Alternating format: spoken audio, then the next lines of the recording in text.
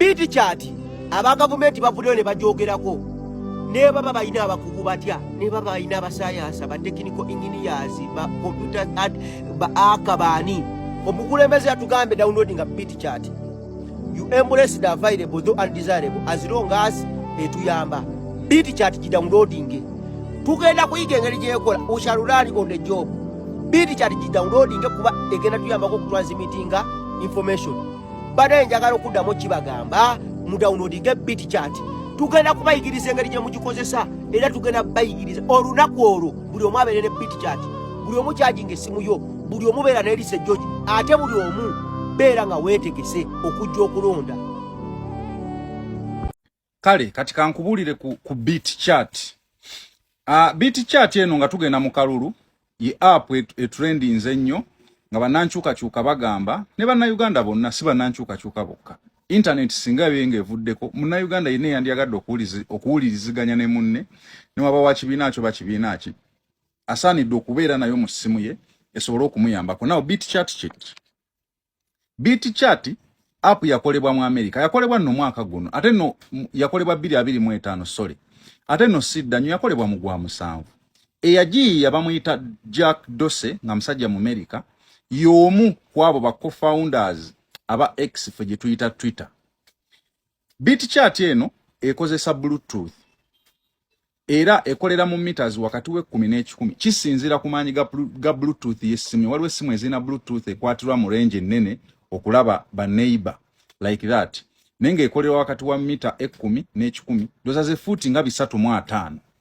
Kakati Biti chat eno teyetaga internet servers okukola, teyetaga mobile networks okukola, teyetaga mobile data okukola, teyetaga wifi okukola, teyetaga simu card line esimu ne bateri mu line ekola, teyetaga cellular network yonna simaye ya teremu 10 bichi nedda era ekola, teyetaga phone number mbwate, teyetaga simu card najogeddeko, teyetaga na email okukola.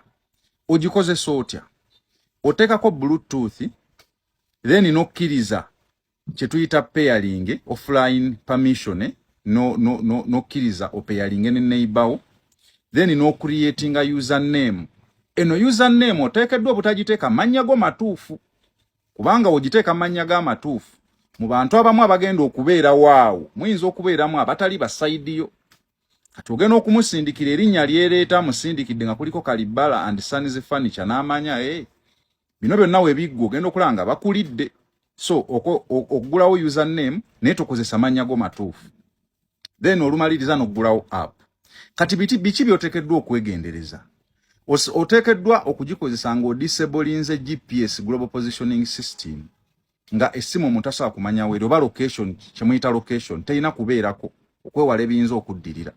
Nayogedde ku kyamanya tokozesa mannya go matuufu wali ku username inawe kusabira username tokikola. Then information nga tonnagisharinga soko giverifying yonna omuntu gyaba kusindikidde. Kuba omuntu ayinza okusindikira information gwe nogisharinga naye nga information eyo si nnungi. Muyinza okubeera mu information nga bagambe ebijambiya biri ku muti guli. Gwe bumala gasindika muganda wange nga ate mubali awo tobeekakasa. Ja kumbulira ebinaavaamu. Kakati eno government esobola tugikapchalinga.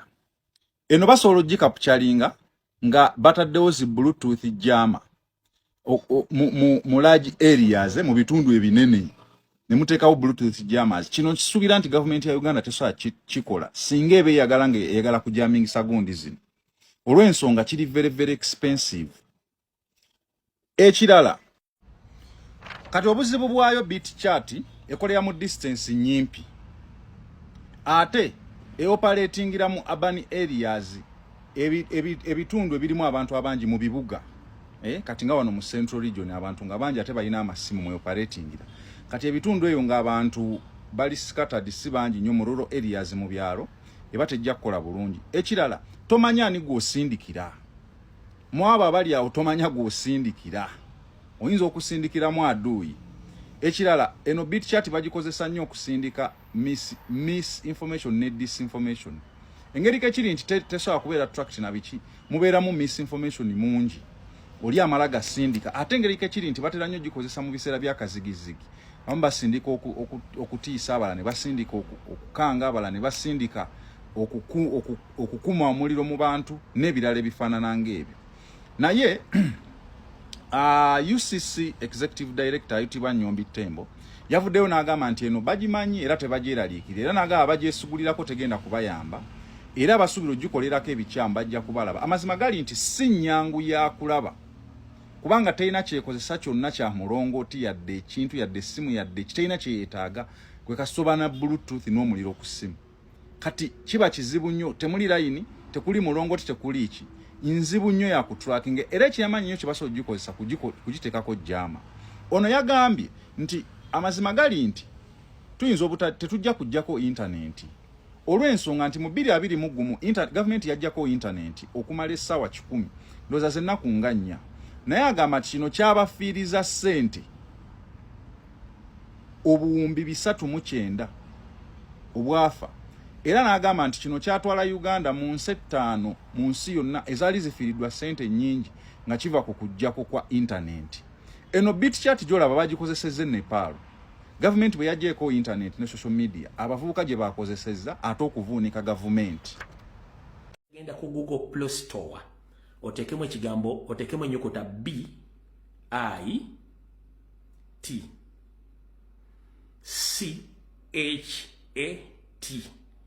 ojja gulaba baguyita BitChat. Omala ogudownloading, bumala ogudownloading ogende mu notification eri waggulu otekeko Bluetooth.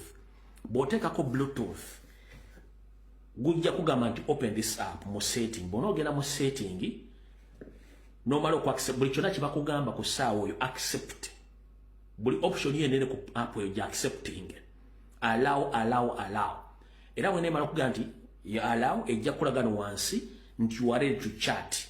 Kati wano wekulaga nti you are ready to chat, wali waggulu ku ssimu yo waggulu wali waberanga akalaga eryanda oba ne network muko app eyo wajja kulagawo engeri y'obutwe bw'abantu obubeera bujja kuba buzanya bw'obutu red. Obuntu obwo bujja kulaga nti waliwo abantu abali nearby abalina app yennyini ng'eyo bemusobola okucommunicatinga nabo.